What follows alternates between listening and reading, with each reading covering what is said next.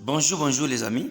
Me voici encore une fois ce matin pour la méditation de ce matin.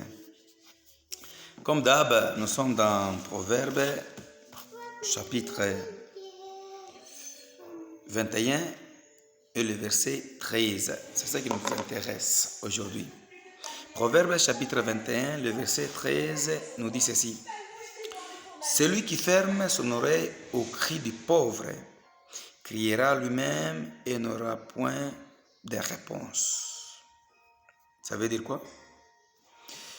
Il y a un pauvre qui vient devant toi ou tu te rencontres dans un chemin avec une personne qui n'a rien, qui manque quelque chose. Il vient vous supplier, vous demander quelque chose et que vous ne voulez pas l'écouter ou répondre à ses besoins.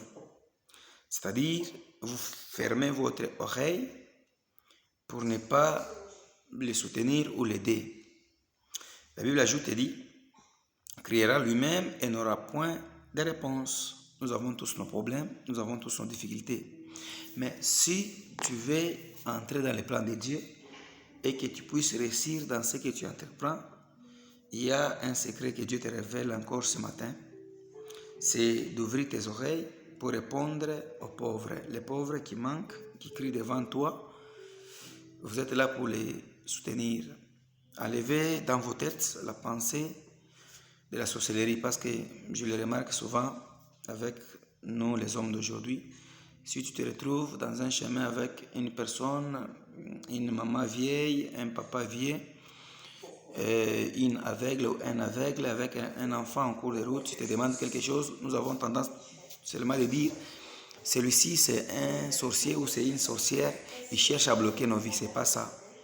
La Bible nous dit, si vous fermez votre oreille pour ne pas répondre à celui qui crie, qui vous demande, un jour, toi aussi, tu auras des problèmes. Et lorsque tu auras des problèmes, tu vas chercher à crier devant Dieu. Et tu n'auras pas la réponse. Dieu ne va pas t'exaucer ou t'écouter. Alors, ouvrons nos cœurs devant ce qui manque et soyons prêts pour répondre à leurs besoins. C'est pour nous une bénédiction. Et la Bible dit, celui qui vole arrête de voler du travail de ses mains pour donner à celui qui en manque. C'est ce que nous devons faire. Pour donner, nous devons travailler pour satisfaire nos besoins et pour donner aussi à ceux qui en manquent. Que Dieu te bénisse, toi tu écoutes et que ça soit une pratique aussi de ta vie et tu auras la récompense de Dieu. Ciao, je vous aime bien et je vous salue.